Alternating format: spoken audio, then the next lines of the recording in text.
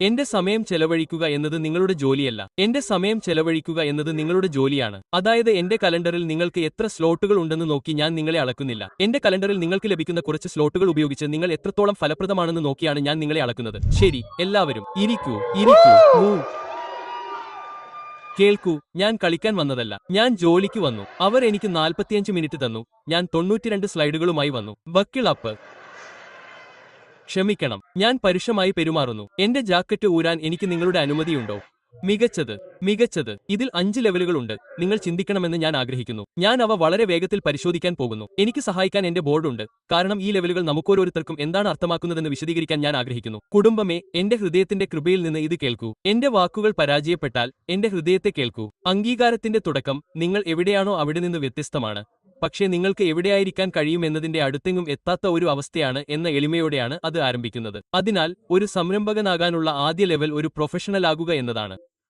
ജോലി ചെയ്യാനുള്ള കഴിവുകൾ നിങ്ങൾക്കുണ്ട്. ഇന്നലെ എന്റെ അവിശ്വസനീയ സഹോദരി അവരുടെ യാത്രാ ബിസിനസിനെക്കുറിച്ച് സംസാരിക്കുന്നത് ഞാൻ ശ്രദ്ധിച്ചു. എനിക്ക് വളരെ ഖേദമുണ്ട്. ഞാൻ ഇത് പരിശീലിച്ചു. അവളുടെ പേര് ഞാൻ ഓർത്തു. ഷെനിക്ക. അതെ, എനിക്ക് ആ കഥ വളരെ ഇഷ്ടമാണ്. അവൾ പറഞ്ഞു, ഞാൻ എല്ലാ ദിവസവും കോളുകൾ ചെയ്യാറുണ്ട്. വീഡിയോ ഓഫാക്കി ഞാൻ ആ കോളുകൾ പോലും ചെയ്യുന്നുണ്ടെന്ന് പലർക്കും അറിയില്ല. എന്നിട്ട് അവൾ പറഞ്ഞു, ഞാൻ എല്ലാ യാത്രകളും ബുക്ക് ചെയ്യുകയായിരുന്നു. ഞാൻ വളരെ കഠിനാധ്വാനം ചെയ്തു. അതെ, അത് ശരിയാണെന്ന് ഞാൻ പറഞ്ഞു. ആ തലത്തിൽ അവൾ ഒരു പ്രൊഫഷണലാണ്. അവൾക്ക് ബിസിനസ് അറിയാം, ബിസിനസ് ചെയ്യുന്നു, ബിസിനസ് ആണ്. എന്നാൽ അവൾ വളരാനും ബിസിനസ് സ്കെയിൽ ചെയ്യാനും തുടങ്ങുമ്പോൾ നാമെല്ലാവരും ഒരു പ്രൊഫഷണലിൽ നിന്ന് സ്വയം തൊഴിൽ ചെയ്യുന്നവരിലേക്ക് മാറുന്നു. ഇതാ ഒരു പരീക്ഷണം. നിങ്ങൾ ഒരു പ്രൊഫഷണലാകുമ്പോൾ നിങ്ങളില്ലാതെ നിങ്ങളുടെ ബിസിനസ്സിന് ഒരു ദിവസം പോലും നിലനിൽക്കാൻ കഴിയില്ല. ഇവിടെ വരാൻ ആഗ്രഹിക്കുന്ന ചിലരുണ്ട്, പക്ഷേ അവർ ബിസിനസ് ആയതിനാൽ അവർക്ക് കഴിയില്ല. അപ്പോൾ നിങ്ങൾക്ക് പിന്നീട് മാറാൻ കഴിയണം. ഈ പ്രൊഫഷണലിൽ നിന്ന് സ്വയം തൊഴിൽ ചെയ്യുന്നതിലേക്ക് എങ്ങനെ പോകാമെന്നതിനെക്കുറിച്ചുള്ള നുറുങ്ങുകൾ ഞാൻ പങ്കിടാൻ പോകുന്നു. നിങ്ങൾ സ്വയം തൊഴിൽ ചെയ്യുന്ന തലത്തിൽ സംഭവിക്കാൻ തുടങ്ങുന്നത് നിങ്ങൾ ഒരു പ്രൊഫഷണലായി ചെയ്യുന്ന ജോലി എടുക്കുക എന്നതാണ്. നിങ്ങൾ അത് ഒരു സിസ്റ്റത്തിൽ ഇടുന്നു. എനിക്ക് ഇഷ്ടമുള്ള വാക്ക് കോഡ് എന്നാണ്. നിങ്ങൾ കോഡ് എടുത്ത് ഈ എന്റർപ്രൈസസിൽ ഇടുകയും എന്റർപ്രൈസ്, നിങ്ങൾ ഇപ്പോൾ കോഡ് ഡെലിവർ ചെയ്യുക,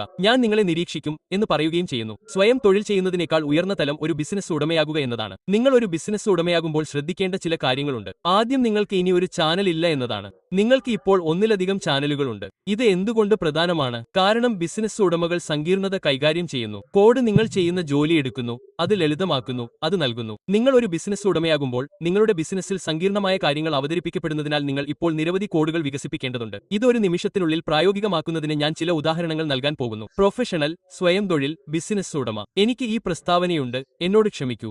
നമ്മൾ സംരംഭകരാണെന്ന് പറയുന്ന നമ്മളിൽ ഭൂരിഭാഗവും സ്വയം തൊഴിൽ ചെയ്യുന്നവരോ ബിസിനസ് ഉടമകളോ ആണ്. ഒരു ബിസിനസ് ഉടമയാകുന്നതിന്റെ കാര്യം ഇതാണ് കാര്യം. ഇത് വളരെ മനോഹരമായ ഒരു ജീവിതമാണ്. പല കാരണങ്ങളാൽ ഒരു ബിസിനസ് ഉടമയാകുന്നത് അവിശ്വസനീയമാംവിധം സുഖകരമാണ്. ഒന്ന്, നിങ്ങൾ സാധാരണയായി നിങ്ങളോട് തന്നെ ഉത്തരവാദിത്തമുള്ളവരാണ്. ബിസിനസ് ഉടമകൾ ബാഹ്യ മൂലധനം സമാഹരിക്കാൻ പ്രവണത കാണിക്കുന്നില്ല. അതായത് എന്റെ ലാഭവും എന്റെ പണമൊഴുക്കും ഉപയോഗിച്ച് ഞാൻ എന്ത് ചെയ്യണമെന്നതിന്റെ ഉത്തരവാദിത്ത സംവിധാനം ഞാനാണ്. രണ്ടാമതായി, നിങ്ങൾ എപ്പോഴും ആഗ്രഹിച്ച ജീവിതശൈലി. ഒരു ബിസിനസ് ഉടമയാകുന്നത് നിങ്ങളെ അതിന്റെ വക്കിലേക്ക് കൊണ്ടുപോകുന്നു. നിങ്ങൾക്ക് ആ കാർ വാങ്ങാൻ കഴിയും, നിങ്ങൾക്ക് ആ വീട് വാങ്ങാൻ കഴിയും, നിങ്ങൾക്ക് ആ മെഡിക്കേഡ് എന്ന മരുന്ന് വാങ്ങാൻ കഴിയും, നിങ്ങളുടെ കുട്ടികൾക്കുള്ള ആ സ്കൂൾ വാങ്ങാൻ കഴിയും, നിങ്ങൾക്ക് ആഗ്രഹിക്കുന്ന ജീവിതശൈലി വാങ്ങാൻ കഴിയും. നിങ്ങൾക്ക് 2 അവധിക്കാല അവധികൾ ചെലവഴിക്കാം. ഓരോ വർഷവും വിദേശത്ത് ഒന്ന്. ബിസിനസ് ഉടമ. എന്നാൽ ഇതാ കാര്യം, നിങ്ങൾ ഒരു മൾട്ടി തലമുറ സ്ഥാപനം സൃഷ്ടിച്ചിട്ടില്ല. അതായത് നിങ്ങൾ മരിക്കുമ്പോൾ, എന്നെ വിശ്വസിക്കൂ, നിങ്ങൾ മരിക്കും. എന്റെ മുത്തച്ഛൻ അവിശ്വസനീയമാംവിധം സംരംഭകനായ ഒരു വ്യക്തിയായിരുന്നു. ഞാൻ വളർന്ന സ്ഥലത്തെ എല്ലാവരും എന്റെ മുത്തച്ഛനെ സ്നേഹിച്ചിരുന്നു. അദ്ദേഹത്തിന് ബിസിനസ്സുകൾ ഉണ്ടായിരുന്നു. അദ്ദേഹം മരിച്ചപ്പോൾ അവർ മരിച്ചു. ഞങ്ങൾക്ക്, അദ്ദേഹത്തിന്റെ കുട്ടികൾക്കോ ഈ ബിസിനസ്സുകൾ ഏറ്റെടുക്കാനുള്ള മാർഗങ്ങളോ കഴിവോ ഇല്ലാത്തതുകൊണ്ടല്ല, അത് ഭാവിയിലേക്ക് കൊണ്ടുപോകുന്നതിനുള്ള ഒരു അടിത്തറയിട്ട് അദ്ദേഹം അവ നിർമ്മിച്ചില്ല എന്നതാണ് കാരണം. ബിസിനസ് ഉടമകളെ, ഒരു ബിസിനസ് ഉടമ എന്നതിനു മുകളിലുള്ള ലെവൽ നിങ്ങൾ ഒരു സംരംഭകനാകുന്നിടത്താണ്. ഇവിടെ നിങ്ങൾ ചെയ്ത ജോലി മറ്റ് സ്ഥലങ്ങളിലേക്കും മറ്റ് ഉൽപ്പന്നങ്ങളിലേക്കും മറ്റ് വിപണികളിലേക്കും കൊണ്ടുപോകാൻ തുടങ്ങുന്നു. നിങ്ങൾ ചെയ്ത ജോലി നിങ്ങൾ സ്കെയിൽ ചെയ്യുന്നു. ഒരു സംരംഭകനാകുന്നതിന് മുകളിലുള്ള ലെവൽ ഇതാണ് ഞങ്ങൾ ഈ മുറിയിൽ പുനരുജ്ജീവിപ്പിക്കാൻ പോകുന്നത് എന്ന് ഞാൻ പ്രതീക്ഷിക്കുന്നു. സ്ഥാപകരായ നമ്മളിൽ ചിലരെയാണ്. എനിക്ക് ഈ വാക്ക് ഇഷ്ടമാണ്. എന്തുകൊണ്ടെന്ന് ഞാൻ നിങ്ങളോട് പറയാം. ഞാൻ ഒരു സ്ഥാപകനാണ് എന്ന് പറയുന്നത് അർത്ഥമാക്കുന്നത് എനിക്ക് പുറത്ത് നിലനിൽക്കുന്ന ഒരു സമയമുണ്ടെന്ന ഒരു പ്രസ്താവനയും അംഗീകാരവുമാണ്. അപ്പോൾ എനിക്കുള്ള ചോദ്യം, ഒരു സ്ഥാപകരുടെ മാനസികാവസ്ഥ എന്താണ് എന്നതാണ്. ഒരു തലമുറയിൽ നിന്ന് അടുത്ത തലമുറയിലേക്ക് പോകുന്ന മൾട്ടി തലമുറ പൈതൃക ബിസിനസ്സുകൾ അവർ എങ്ങനെയാണ് നിർമ്മിക്കുന്നത്? കാരണം, പ്രത്യേകിച്ച് നമ്മുടെ സമൂഹത്തിലെ പലർക്കും നമ്മൾ മൂല്യം സൃഷ്ടിക്കാത്തത് ഇങ്ങനെയാണ്. പഴയ തലമുറകൾക്ക് ആ മൂല്യം പിടിച്ചെടുക്കാനും അടുത്ത തലമുറയ്ക്ക് കൈമാറാനും കഴിയാത്തതിനാൽ ഓരോ തലമുറയും പുതിയ മൂല്യം സൃഷ്ടിക്കുന്നതിന്റെ ട്രാഷനും സംഘർഷവും അനുഭവിക്കേണ്ടതുണ്ട്. അതൊരു മുഴുവൻ പ്രഭാഷണമാണ്. അതിൽ പ്രവേശിക്കാൻ ഞങ്ങൾക്ക് സമയമില്ല. പക്ഷേ ഞാൻ ഇവിടെ പറയാൻ ആഗ്രഹിക്കുന്ന കാര്യം, ഇവിടെ നിന്ന് പോകാൻ തക്കവണ്ണം അസ്വസ്ഥനായി ഒരു സ്ഥാപകനാകാൻ ആഗ്രഹിക്കുന്ന ഒരാൾ ഇവിടെ നിന്ന് പോകുമെന്ന് ഞാൻ പ്രതീക്ഷിക്കുന്നു. നിങ്ങൾക്കറിയാമോ, എനിക്ക് താങ്ങാനാവുന്നതിന്റെ 80% ഉപയോഗിച്ച് ഒരു ജീവിതം നയിക്കാൻ ഞാൻ തയ്യാറാണ്. കാരണം 20% അടുത്ത തലമുറയുടെ 100%ത്തിനും വേണ്ടി ചെലവഴിക്കും. അതാണ് നമ്മൾ സ്വയം അളക്കേണ്ട മാനസികാവസ്ഥ. അതിനാൽ നിങ്ങൾക്ക് നൽകിയിരിക്കുന്ന ദർശനം, നിങ്ങൾ സൃഷ്ടിക്കുന്ന ഈ ബിസിനസ്, നിങ്ങൾ സൃഷ്ടിക്കുന്ന മൂല്യം, അത് ഒരു നല്ല ജീവിതത്തിന് വേണ്ടി മാത്രമല്ല, അത് ഒരു നല്ല പൈതൃകത്തിന് വേണ്ടിയാണ്. നിങ്ങളുടെ കുടുംബത്തിലെ പാലമായി മാറാൻ ഞാൻ നിങ്ങളെ വെല്ലുവിളിക്കുന്നു. 5 തലമുറകൾക്ക് ശേഷം അവർ പരാമർശിക്കുകയും പറയുകയും ചെയ്യുന്ന ഒരാളാകുക. ഇന്ന് നമ്മുടെ ഉടമസ്ഥതയിലുള്ളതെല്ലാം ആ വ്യക്തിയിൽ നിന്നും ആ തലമുറയിൽ നിന്നുമാണ് ആരംഭിച്ചത്. അതിനാൽ എന്റെ കുട്ടികളുമായി ചെയ്യാൻ ഞാൻ ഇഷ്ടപ്പെടുന്ന കാര്യങ്ങളിൽ ഒന്ന്, അച്ഛൻ എന്താണ് ചെയ്യുന്നതെന്ന് അവരെ മനസ്സിലാക്കാൻ പ്രേരിപ്പിക്കുക എന്നതാണ്. പ്രത്യേകിച്ചും ഞാൻ ചെയ്യുന്ന പല കാര്യങ്ങളും സങ്കീർണ്ണമാണ്. ഞങ്ങൾക്ക് ഒരു മീഡിയ ബിസിനസ്, ഒരു പബ്ലിഷിംഗ് ബിസിനസ്, ഒരു നിക്ഷേപ ബിസിനസ്, ഒരു വെഞ്ചർ ബിസിനസ്, ഒരു റിയൽ എസ്റ്റേറ്റ് ബിസിനസ്, ഒരു എനർജി ബിസിനസ് എന്നിവയുണ്ട്. കേൾക്കൂ, ദൈവം എനിക്ക് വളരെ നല്ലവനാണ്. എനിക്ക് ന്യായമായ വിഹിതത്തേക്കാൾ കൂടുതൽ ലഭിക്കുന്നു. അതിനാൽ എന്റെ കുട്ടികളുമായി ചെയ്യാൻ ഞാൻ ഇഷ്ടപ്പെടുന്ന കാര്യങ്ങളിൽ ഒന്ന് അവരെ ബിസിനസ്സിലേക്ക് കൊണ്ടുവരിക എന്നതാണ്. അതിനാൽ അക്കൗണ്ടുകളിൽ ഇരുന്ന് കടക്കാരുമായി ജോലി ചെയ്യുക, കടക്കാർ എങ്ങനെ പ്രവർത്തിക്കുന്നുവെന്ന് കാണുക എന്നിവ പോലുള്ള എന്തെങ്കിലും ചെയ്യാൻ ഞങ്ങൾ അവരെ പ്രേരിപ്പിക്കും. കടക്കാരെ നോക്കൂ, ബിസിനസിന്റെ ലോജിസ്റ്റിക്സിൽ പോയി അതിനൊപ്പം ഇരിക്കൂ. അതായത് ഞാൻ റിസപ്ഷനിൽ ഇരിക്കുകയും ഓഫീസിലേക്ക് വരുന്ന ആളുകളെ സ്വീകരിക്കുന്ന ആളാകുകയും ചെയ്യും. നമ്മൾ നിർമ്മിക്കുന്ന ഈ കാര്യത്തെക്കുറിച്ച് ഒരു ധാരണ ഉണ്ടാക്കുക. അടുത്ത തവണ നിങ്ങൾ നിങ്ങളുടെ റോബ്ലോക്സ് ഗെയിമിനായി ഡാഡിയോട് കുറച്ച് റോബക്സ് ചോദിക്കുമ്പോൾ ആ $3 വന്നത് ഒരു ക്ലയന്റ് വന്ന് ചായ കുടിച്ചതും ഒരു സംഭാഷണം നടന്നതും അത് താങ്ങാൻ നിങ്ങൾക്ക് 3 മാസത്തെ ജോലിയും നൽകിയതുകൊണ്ടാണെന്ന് നിങ്ങൾ മനസ്സിലാക്കും. എന്റെ കുട്ടികളിൽ ഞാൻ വളർത്തിയെടുക്കാൻ ശ്രമിക്കുന്നത് അത് എന്നെക്കുറിച്ചല്ല, നിങ്ങളെക്കുറിച്ചാണ് എന്നതാണ്. ഞാൻ സ്ഥാപകനാണ്, പക്ഷേ ഇത് കേൾക്കൂ, ഞാൻ കസ്റ്റോഡിയൻ ആയതുകൊണ്ട് ഞാൻ സ്റ്റ്യൂവാർഡ് ആണെന്ന് അർത്ഥമാക്കുന്നില്ല. ഇത് വളരെ പ്രധാനമായതിനാൽ ഞാൻ ഇതിൽ ഡബിൾ ക്ലിക്ക് ചെയ്യേണ്ടതുണ്ട്. സ്ഥാപകർക്ക് ഒരു ദർശനം കണ്ടെത്താൻ കഴിയും, പക്ഷേ അവർക്ക് ദർശനം നയിക്കാൻ ഡ്രൈവർമാരെ ആവശ്യമാണ്. വിശ്വാസത്തിലുള്ള നമ്മളെ സംബന്ധിച്ചിടത്തോളം അതുകൊണ്ടാണ് നമ്മുടെ കർത്താവും രക്ഷകനും വന്നുവെന്ന് നമുക്കറിയാവുന്നതും, പക്ഷേ അവന് ശിഷ്യന്മാരുണ്ടായിരുന്നു. അതിനാൽ ആളുകളെ നയിക്കുന്ന നിങ്ങളുടെയെല്ലാം ചോദ്യം നിങ്ങൾക്ക് എത്ര ശിഷ്യന്മാരുണ്ട് എന്നതാണ്. നമ്മുടെ കർത്താവും രക്ഷകനും എന്തായിരുന്നു എന്നതിന്റെ നേതൃത്വ ഘടനയെക്കുറിച്ച് നിങ്ങൾ എപ്പോഴെങ്കിലും ചിന്തിച്ചിട്ടുണ്ടോ? അത് അവനെയായിരുന്നു. അവന്റെ മേൽനോട്ടക്കാരായ ഈ 3 ശിഷ്യന്മാരും 12 ശിഷ്യന്മാരും 72 പേരെയും പുസ്തകത്തിൽ പറയുന്നു. അവൻ വരുന്നതിനു മുമ്പ് ജാതികളിലേക്ക് ശുശ്രൂഷ ചെയ്യാൻ അയച്ചു. അതിനാൽ ഇവിടെ നമ്മൾ ഈ ചെറിയ ബിസിനസ്സിലും ഈ ചെറിയ ദർശനത്തിലും നമ്മൾ സ്വന്തമാക്കേണ്ട ഈ കാര്യത്തിലും ഇരിക്കുന്നു. ഞാൻ അവരോട് പറഞ്ഞാൽ ഞാൻ അത് മോഷ്ടിച്ചാൽ എന്ത് സംഭവിക്കും എന്നതുപോലുള്ള കാര്യങ്ങൾ ഞങ്ങൾ പറയുന്നു. എപ്പോഴും എന്നിൽ നിന്ന് മോഷ്ടിക്കാൻ ശ്രമിക്കുന്ന ആളുകളോട് ഞാൻ പറയുന്നു, നിങ്ങൾ ആശയം മോഷ്ടിച്ചാലും നിങ്ങൾക്ക് കൃപ മോഷ്ടിക്കാൻ കഴിയില്ല. ഞാൻ ചെയ്യുന്നത് നിങ്ങൾ മോഷ്ടിക്കണമെന്ന് ഞാൻ ആഗ്രഹിക്കുന്നു. ഞാൻ ചെയ്യുന്നത് നിങ്ങൾ മോഷ്ടിക്കണമെന്ന് ഞാൻ ആഗ്രഹിക്കുന്നതിന്റെ കാരണം ഇതാണ്. കാരണം എനിക്ക് ലഭിക്കുന്ന ഫലങ്ങൾ ശക്തിയാൽ ലഭിക്കുന്നില്ലെന്ന് മറ്റുള്ളവർ കാണണമെന്ന് ഞാൻ ആഗ്രഹിക്കുന്നു. അത് വെറുതെ വിടൂ, എനിക്ക് ആഗ്രഹമില്ല. നിങ്ങൾക്ക് പള്ളിയിൽ പോകാൻ സമയമില്ല. അത് ശക്തി കൊണ്ടോ അല്ല. അതിനാൽ ദയവായി എന്റെ ആശയം മോഷ്ടിക്കുക. മുന്നോട്ടു പോകൂ, എന്റെ ആശയം മോഷ്ടിക്കുക. പോയി ശ്രമിച്ചു നോക്കൂ. വാസ്തവത്തിൽ മാർക്കറ്റിൽ എന്താണ് സംഭവിക്കാൻ പോകുന്നത്, അവന് എങ്ങനെ ആ ഫലം കിട്ടി എന്ന് അവർ ചോദിക്കും. ഈ ആളുകൾക്കെല്ലാം ആ ഫലം കിട്ടുന്നില്ല. കാരണം ഞാൻ ഇടപെടുമ്പോൾ ഞാൻ ഒറ്റയ്ക്ക് നടക്കില്ല. എനിക്ക് കഴിയുമെങ്കിൽ ഒരു സ്വകാര്യ കഥയോടെ ഞാൻ അവസാനിപ്പിക്കാം. വീണ്ടും നമ്മുടെ സമയം തീർന്നുപോയതിൽ ഞാൻ ക്ഷമ ചോദിക്കുന്നു. അവതരണത്തിന്റെ പൂർണ്ണമായ ഒരു പകർപ്പ് ഞാൻ നിങ്ങൾക്കായി ഇവിടെ വെക്കാം. നിങ്ങൾക്കായി പ്രത്യേകമായി കൊണ്ടുവന്ന 2 ബിറ്റുകൾ ഉണ്ട്. ഡെക്കിന്റെ അവസാനം നിങ്ങൾ ഒരു QR കോഡ് കാണും. നിങ്ങൾ അത് സ്കാൻ ചെയ്യുമ്പോൾ ഇന്ന് ഞാൻ ഇവിടെ പങ്കിട്ട എല്ലാ ഉറവിടങ്ങളിലേക്കും അത് നിങ്ങളെ കൊണ്ടുപോകും. നിങ്ങൾക്ക് ആ ഉറവിടങ്ങളെല്ലാം ഡൗൺലോഡ് ചെയ്യാനും കഴിയും. രണ്ടാമത്തെ QR കോഡ് എന്റെ ടീമിനെ കൊണ്ട് ഒരു കമ്മ്യൂണിറ്റി എന്ന നിലയിൽ നിങ്ങൾക്കായി നിർമ്മിച്ച ഒരു പരീക്ഷണമാണ്. അത് നിങ്ങളോട് 13 ചോദ്യങ്ങളുടെ ഒരു പരമ്പര ചോദിക്കുന്നു. നിങ്ങൾ ആ ചോദ്യങ്ങൾക്ക് ഉത്തരം നൽകുമ്പോൾ അത് പിന്നിൽ ഒരു AI പ്രവർത്തിപ്പിക്കുന്നു. കൂടാതെ ബിസിനസിന്റെ 5 തലങ്ങളിൽ നിങ്ങൾ എത്രത്തോളം സ്കെയിൽ ചെയ്യാൻ തയ്യാറാണെന്ന് ഇത് നിങ്ങളോട് പറയും. നിങ്ങൾ എവിടെയാണ്, നിങ്ങൾ കൃത്യമായി എന്താണ് ചെയ്യേണ്ടതെന്ന്. ഈ QRM അല്ല, ഈ QR കോഡ് അല്ല, ഇത് സ്കെയിൽ സ്കൂളാണ്.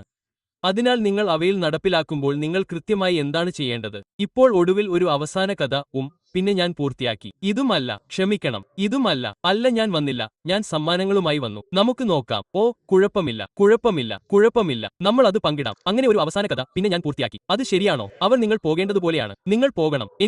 എനിക്കറിയാം. അപ്പോൾ ഒരു അവസാന കഥ ഞാൻ നിങ്ങളുമായി പങ്കുവെക്കാം. ഇത് എനിക്ക് ഏറ്റവും ഇഷ്ടപ്പെട്ട കഥയാണ്. ഇത് വളരെ വ്യക്തിപരമായ ഒരു കഥയാണ്, ഒരു യഥാർത്ഥ കഥയാണ്.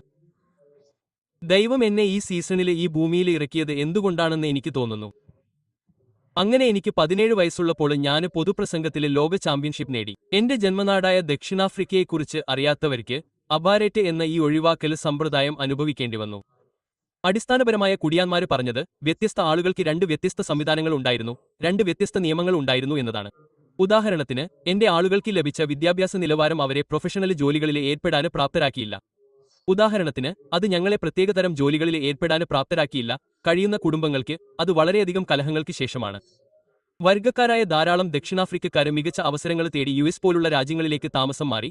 അതിനാൽ ഞാൻ അദ്ഭുത തലമുറയാണ്. ഞാൻ 1985-ൽ ജനിച്ചു. അപ്പർടേറ്റ് 1994-ൽ മാത്രമാണ് അവസാനിച്ചത്. എന്റെ ജീവിതത്തിലെ ആദ്യത്തെ 10 വർഷം ഞാൻ അപ്പർടേറ്റിന് കീഴിലായിരുന്നു ജീവിച്ചത്. 1994-ൽ അപ്പർടേറ്റ് അവസാനിച്ചപ്പോൾ ദക്ഷിണാഫ്രിക്കയുടെ ഈ അവിശ്വസനീയ നേതാവായ നെൽസൺ മണ്ടേല പറഞ്ഞു, ഞങ്ങൾ പ്രതികാരം ചെയ്യാൻ പോകുന്നില്ലെന്ന് മാത്രമല്ല എല്ലാവർക്കും വേണ്ടി പ്രവർത്തിക്കുന്ന ഒരു രാജ്യം നിർമ്മിക്കാൻ പോകുകയാണെന്ന്. ഞങ്ങൾക്ക് ഇപ്പോഴും വലിയ വെല്ലുവിളികളുണ്ട്, പക്ഷേ എത്ര അവിശ്വസനീയമായ ഒരു ദർശനം. അങ്ങനെ എനിക്ക് 17 വയസ്സുള്ളപ്പോൾ പൊതുപ്രസംഗത്തിൽ ഞാൻ ലോക ചാമ്പ്യൻഷിപ്പ് നേടി. ഞാൻ വീട്ടിലെത്തി. നിങ്ങൾ വിശ്വസിക്കുമോ, നെൽസൺ മണ്ടേലയിൽ നിന്ന് ഒരു കൈയക്ഷര കുറിപ്പ് ഞങ്ങൾക്ക് ലഭിച്ചു. അദ്ദേഹം എന്നെ കാണാൻ ക്ഷണിക്കുന്നു. ദിവസം വരുന്നു. സ്കൂൾ അവധിക്കാലത്ത് ഞാൻ അദ്ദേഹത്തെ കാണാൻ പോകുന്നു. ഇപ്പോൾ എന്റെ നാട്ടിൽ നിങ്ങൾ സ്കൂളിൽ പോകുമ്പോൾ കേൾക്കുന്നത് വ്യത്യസ്തമാണ്. നിങ്ങൾ സ്കൂൾ യൂണിഫോം ധരിക്കുന്നു. അത് സ്കൂൾ അവധിക്കാലത്തായിരുന്നു. എന്റെ അമ്മ സ്കൂൾ അവധിക്കാലത്ത് അദ്ദേഹത്തെ കാണാൻ മുഴുവൻ സ്കൂൾ യൂണിഫോമിൽ അയച്ചു. അന്ന് എനിക്ക് എന്റെ കൂൾ പോയിന്റുകൾ നഷ്ടപ്പെട്ടു. അതിനുശേഷം എനിക്ക് അവ ഒരിക്കലും തിരിച്ചു കിട്ടിയില്ല. അങ്ങനെ ഞാൻ ഒടുവിൽ അദ്ദേഹത്തിന്റെ ഓഫീസിലെത്തി റിസപ്ഷനിലേക്ക് നടന്നു. ആ സ്ത്രീയെ സ്വാഗതം ചെയ്തു. ഞാൻ നെൽസൺ മണ്ടേലയെ കാണാൻ വന്നിരിക്കുന്നു എന്ന് പറഞ്ഞു. അവൾ സന്ദർശക പുസ്തകത്തിൽ നോക്കി. നീ വൈബ് ആണോ? ഞാൻ പറഞ്ഞു, അതെ മാഡം, ഞാൻ അവനാണ്. Double quote. അവൾ പറഞ്ഞു, കൊള്ളാം, ഇരിക്കൂ. Double quote. ഞാൻ റിസപ്ഷനിലെ ആ കസേരകളിൽ പോയിരുന്നു. ഞങ്ങളിൽ പലർക്കും അവ ഞങ്ങളുടെ കമ്പനികളിലുണ്ട്. റിസപ്ഷനിലെ ആ കസേരകൾക്ക് കമ്പനിയുടെ ചരിത്രം പറയാൻ കഴിയും, കാരണം അത് വളരെ കാലമായി അവിടെയുണ്ട്. ഞാൻ ഇരിക്കുമ്പോൾ എന്റെ നിതംബം അഗാധത്തിലേക്ക് താഴുന്നു. എന്റെ കാൽമുട്ടുകൾ എന്റെ കണ്ണുകൾക്ക് മുകളിൽ ഉയരുന്നു. തുടർന്ന് അദ്ദേഹത്തിന്റെ സഹായി സെൽഡ എന്നെ കാണാൻ വരുന്നു. അതും ഉൾക്കൊള്ളലിന്റെ ഒരു കഥയാണ്. തന്നോട് ഏറ്റവും അടുത്ത് ജോലി ചെയ്യുന്ന വ്യക്തിയെ തിരഞ്ഞെടുത്തപ്പോൾ മടിവ പോയി ഒരു യുവ ആഫ്രിക്കാന വെളുത്ത സ്ത്രീയെ കണ്ടെത്തി. അദ്ദേഹത്തെ 27 വർഷം ജയിലിൽ അടച്ച ആളുകളുടെ പ്രതിനിധി.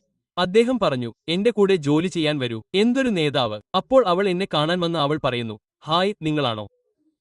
ഞാൻ പറഞ്ഞു, ഞാൻ. അവൾ പറയുന്നു, യോ, നീ അവനാണോ? ഞാൻ പറഞ്ഞു, അതെ മാഡം, ഞാൻ അവനാണ്. അവൾ പറയുന്നു, ഇപ്പോൾ വന്ന് നിങ്ങളെ കാണും. അവൾ എന്നെ ഒരു പഠനമുറിയിലേക്ക് കൊണ്ടുപോകുന്നു. ചിത്രം വരയ്ക്കണം. മനോഹരമായ പഠനമുറി, ആഴത്തിലുള്ള നീളമുള്ള പേർഷ്യൻ പരവതാനി. നിങ്ങൾ വാതിൽക്കൽ നിൽക്കുമ്പോൾ തറയിൽ നിന്ന് സീലിംഗിലേക്ക് ഇരുവശത്തുമുള്ള ഈ സ്വർണ്ണ കമാന വാതിലുകൾ, ഗ്ലാസ് മുൻവശത്തുള്ള മര അലമാരകളുണ്ട്. അവയിലൂടെ നിങ്ങൾക്ക് വിജ്ഞാനകോശങ്ങൾ കാണാൻ കഴിയും. നടുവിൽ 3 കസേരകളുള്ള ഈ വിചിത്രമായ ഓറിയന്റൽ മേശ. നിങ്ങൾ എതിർവശത്ത് നോക്കിയപ്പോൾ നിങ്ങൾക്ക് മനോഹരമായ ഒരു പാൻ ഫ്രഞ്ച് ജനൽ കാണാൻ കഴിയും. നിങ്ങൾ അവിടെ നിന്നാൽ പുറത്ത് കോയിക്കുളം നിങ്ങൾക്ക് കാണാൻ കഴിയും. അത് ഓതുന്നത് പോലും നിങ്ങൾക്ക് കേൾക്കാം. അവൻ തന്റെ ഏറ്റവും പ്രയാസകരമായ ദിവസങ്ങൾ അവസാനിപ്പിക്കുമെന്ന് പറയപ്പെടുന്നു. ആ ജനാലയിൽ ഇരുന്ന് പ്രതിഫലിപ്പിച്ചു. അങ്ങനെ അവൾ പറയുന്നു, ഇരിക്കൂ. ഞാൻ ഇരുന്നു. അവൾ പറയുന്നു, നിങ്ങൾക്ക് കുടിക്കാൻ എന്തെങ്കിലും വേണോ? ഞാൻ പറഞ്ഞു, അതെ, അതെ മാഡം, ഞാൻ കുറച്ച് ചായ കുടിക്കാം. അമ്മ എന്നോട് പറഞ്ഞു, നീ അവിടെ എത്തിയാൽ കുടിക്കാൻ എന്തെങ്കിലും ചോദിച്ചാൽ കാപ്പി വേണ്ട, ചായ വേണമെന്ന് പറയൂ. ഞാൻ പറഞ്ഞു, എന്തുകൊണ്ട്? അവൾ പറയുന്നു, കാരണം ചായ ഉയർന്ന ചായയാണ്, കാപ്പി സാധാരണമാണ്. അപ്പോൾ ഞാൻ പറഞ്ഞു, അതെ മാഡം, ഞാൻ കുറച്ച് ചായ കുടിക്കാം. അവൾ എനിക്ക് ചായ കൊണ്ടുവരുന്നു. ഞാൻ അവിടെ ഇരിക്കുന്നു. ഞാൻ കപ്പ് എടുക്കുമ്പോഴെല്ലാം എനിക്ക് വളരെ പരിഭ്രാന്തി തോന്നുന്നു. എന്റെ കൈ വിറയ്ക്കുന്നു. അങ്ങനെ അത് സോസറിൽ അല്പം തെറിച്ചു വീഴുന്നു. ഞാൻ അത് താഴെ വെക്കുന്നു. ഒരു പ്രശ്നവുമില്ല. അവിടെ സോസ് അതാണ് പ്രശ്നം. നിങ്ങൾ അത് വീണ്ടും എടുക്കുമ്പോൾ അത് ഷർട്ടിൽ തെറിക്കാൻ തുടങ്ങുന്നു. ഞാൻ അത് എടുക്കുന്നില്ലെന്ന് ഞാൻ തീരുമാനിച്ചു. ഞാൻ കുനിഞ്ഞ് അങ്ങനെ കുടിക്കാൻ പോകുന്നു. നിങ്ങളുടെ കുട്ടി പാൽ മോഷ്ടിക്കുന്നത് നിങ്ങൾ എപ്പോഴെങ്കിലും കണ്ടിട്ടുണ്ടോ? അല്ലെങ്കിൽ പാൽ ടാട്ട് അല്ലെങ്കിൽ ഫ്രിഡ്ജിലുള്ള എന്തെങ്കിലും പോലെ കണ്ടിട്ടുണ്ടോ?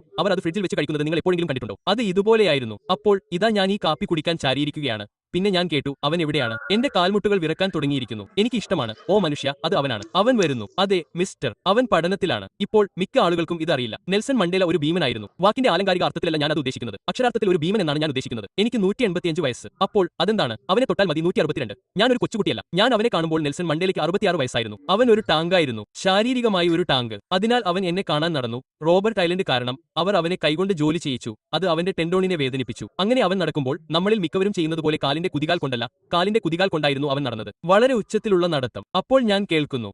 വാതിലിൽ മുട്ടുന്നു, തുറക്കുന്നു, എന്നെ നോക്കുന്നു. അവൻ പറയുന്നു, എന്റെ മകനെ, ഇവിടെ വരൂ. എന്റെ അച്ഛൻ അടുത്തിടെ കൊല്ലപ്പെട്ടിരുന്നു. എന്നിട്ട് ആരും എന്റെ മകനോട് അത് പറഞ്ഞിരുന്നില്ല, അവൻ അത് പറയുന്നതുവരെ. അങ്ങനെ അവൻ അത് പറയുന്നു. എനിക്ക് ഇപ്പോൾ അത് അനുഭവപ്പെടുന്നു. എന്റെ വയറ്റിൽ ഒരു വിറയൽ തുടങ്ങുന്നത് പോലെയും എന്റെ നെഞ്ചിലൂടെ ഒരു നീർക്കെട്ട് കടന്ന് എന്റെ കഴുത്തിലേക്ക് കയറുന്നത് പോലെയും. അത് എന്റെ മുഖത്തിന്റെ പിൻഭാഗത്തേക്ക് പോയി എന്റെ നെറ്റിയിലേക്ക് വരുന്നതായി എനിക്ക് അനുഭവപ്പെടുന്നു. എന്താണ് സംഭവിക്കാൻ പോകുന്നതെന്ന് എനിക്കറിയാം. എന്റെ കണ്ണുകളിലൂടെ പഞ്ചസാര വെള്ളം ഒഴുകാൻ തുടങ്ങും. എനിക്ക് തോന്നുന്ന ഒരേയൊരു ചിന്ത ഈ മനുഷ്യൻ നിങ്ങളെ കരയുന്നത് കാണാൻ അനുവദിക്കരുത് എന്നതാണ്. ഞാൻ കണ്ണീരിന്റെ വക്കിലാണ്. ഞാൻ അവനെ കെട്ടിപ്പിടിക്കാൻ ചാടി എഴുന്നേറ്റു. ഞാൻ അവനെ കെട്ടിപ്പിടിക്കുമ്പോൾ പോലും എന്റെ മുഖം അവന്റെ നെഞ്ചിലായിരുന്നു. അത്രയ്ക്ക് വലുതായിരുന്നു അവൻ. അവൻ എന്നോട് പറയുന്നു, ഇരിക്കൂ. എന്റെ അമ്മ പറഞ്ഞു, നോക്കുമിടുക്കൻ, ബുദ്ധിമാനായി തോന്നുക, എന്നെ നാണിപ്പിക്കരുത്. എനിക്ക് ഇത് ചെയ്യാൻ കഴിയുന്ന ഒരേയൊരു മാർഗം ഞാൻ ഒന്നും പറയാതിരിക്കുക എന്നതാണ്. അതിനാൽ ഞാൻ ചോദ്യങ്ങൾ ചോദിക്കാൻ തീരുമാനിച്ചു. അങ്ങനെ ഞാൻ അവിടെ ഇരുന്നു അവനോട് ചോദ്യങ്ങൾ ചോദിച്ചു. ഞാൻ പറഞ്ഞു, നിങ്ങൾ ചെയ്യേണ്ടിയിരുന്ന ഏറ്റവും ബുദ്ധിമുട്ടുള്ള കാര്യം എന്തായിരുന്നു? അദ്ദേഹം പറഞ്ഞു, നിങ്ങൾക്കറിയാമോ, ഞാൻ ജയിലിലായിരുന്ന ഒരു കാലമുണ്ടായിരുന്നു. എന്റെ മകൻ മരിച്ചു. Double quote. എന്റെ മകനെ സംസ്കരിക്കാമോ എന്ന് ഞാൻ വിഭജിത സർക്കാരിനോട് ചോദിച്ചു. അവർ പറഞ്ഞു, ഞാൻ എന്റെ വിശ്വാസങ്ങൾ ഉപേക്ഷിച്ചാൽ അവർ എന്നെ എന്റെ മകനെ സംസ്കരിക്കാൻ അനുവദിക്കും. സന്ദർഭത്തിന്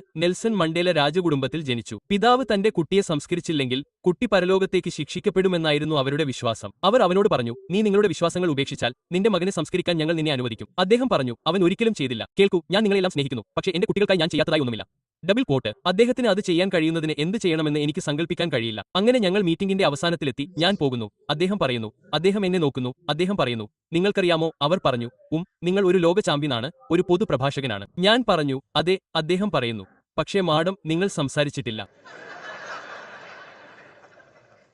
എന്നിട്ട് അദ്ദേഹം പറയുന്നു, നിങ്ങൾക്ക് എന്തെങ്കിലും അവസാന ചോദ്യങ്ങളുണ്ടോ? ഇതാണ് ഞാൻ അദ്ദേഹത്തോട് ചോദിച്ച ചോദ്യം. ഈ ചോദ്യം ഞാൻ നിങ്ങൾക്ക് വിട്ടുതരാം. ഞാൻ അദ്ദേഹത്തോട് പറഞ്ഞു, അച്ഛനെക്കുറിച്ചുള്ള ഒരു ചെറിയ വാക്ക് എന്താണ്? മനുഷ്യത്വത്തിൽ നിങ്ങളുടെ പ്രതീക്ഷ എന്താണ്? Double quote. അദ്ദേഹം പറഞ്ഞു, നമുക്ക് അല്പം വിശ്വാസം ആവശ്യമാണ്. ഞാൻ അദ്ദേഹത്തോട് ചോദിച്ചു, എന്താണ് വിശ്വാസം? അദ്ദേഹം പറഞ്ഞു, വിശ്വാസം എന്നാൽ അദൃശ്യമായത് കാണാനും അസാധ്യമായതിൽ വിശ്വസിക്കാനും അജ്ഞാതമായതിൽ വിശ്വസിക്കാനുമുള്ള കഴിവാണ്. അതിനാൽ നിങ്ങളുടെ രാജ്യത്തിനും നിങ്ങളുടെ കുടുംബങ്ങൾക്കും നിങ്ങളുടെ ബിസിനസ്സുകൾക്കും വേണ്ടി ഞാൻ പ്രാർത്ഥിക്കുന്നു.